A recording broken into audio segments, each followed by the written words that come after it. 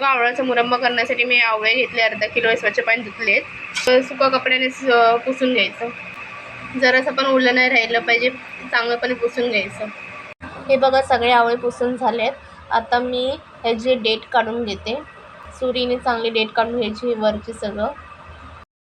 हे बघा मी सगळे आवळ्याची अशी डेट काढून घेते. हे बघा डेट काढून झाली आहे सगळ्या आवळ्याची. हे बघा आता काय करायचं माहिती आहे, हे फोकने ना असं टोचायचं हे आवळे सगळीकडे आणि एकदम घुसून टोचायचं. हे बघा असं टोचून घ्यायचं सगळे आवळे. आता मी एका साईडला इथे मी पाणी तापायला ठेवलं एका कढईमध्ये मीडियम फ्लेमवरती आणि चांगलेच वाफ येऊ दे. हे बघा चांगली वाफ आली आहे.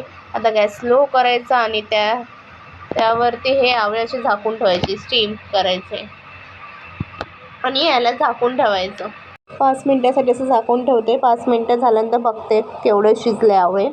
हे बघा 5 मिनिटं झाले तर मी झाकून उघडून बघते आवळे केवढे शिजले ते चेक करते. हे बघा 5 मिनिटं झाली आणि चांगले शिजलेत आवळे.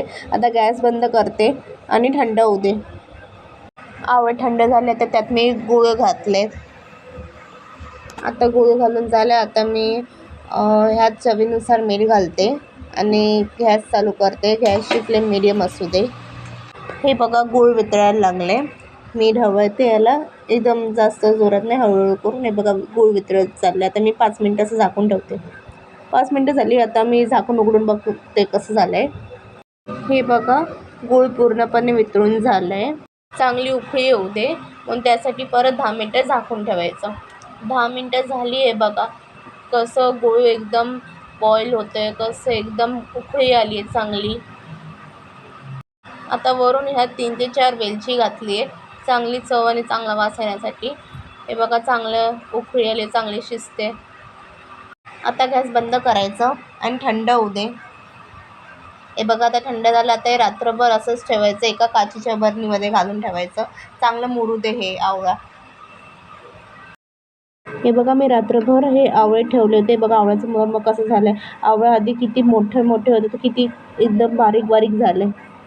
हे बघा आता मी ना बाउलमध्ये घालते आणि दाखवते तुम्हाला सर्व करून. हे बघा मस्त आवळ्याचा मुरंबा मस्त झालाय. तुम्ही बनवा, तुम्हाला नक्की आवडेल. मस्त आलंय. असं छान छान रेसिपीज बघण्यासाठी चायनीज किचनला लाईक शेअर सबस्क्राईब करा. इतरांनाही शेअर करा ही रेसिपी. चला भेटू पुढच्या रेसिपीला. बाय.